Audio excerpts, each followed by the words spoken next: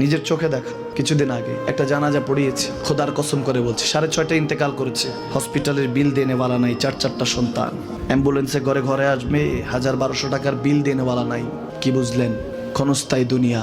মুমিনের কম থাকলেও আমি বলি, কেউ যদি এসে বলে হুজুর একটু দোয়া করেন, খুব পেরেশানিতে আছি, আমি তার হাত চুমু খেয়ে বলি তোমাকে মোবারকবাদ, আল্লাহ তোমাকে ভালোবাসে। পেরেশানি তো মালিক দেয়, এই জন্য এটা রহমত মুমিনের জন্য। পেরেশানি দেয় যখন ফেরেশতারা বলে আল্লাহ চাইতেছে টাকা পয়সা চাইতেছে, বলে এটা কি?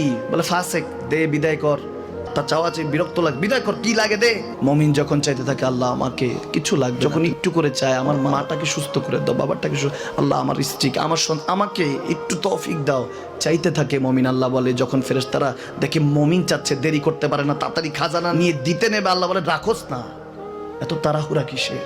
তার চাওয়ার মধ্যে তো প্রেম আছে, একটু চাইতে দেস না। থাকুক না মুমিন আর একটু পেরেশান, থাকুক না, থাকতে দেস না।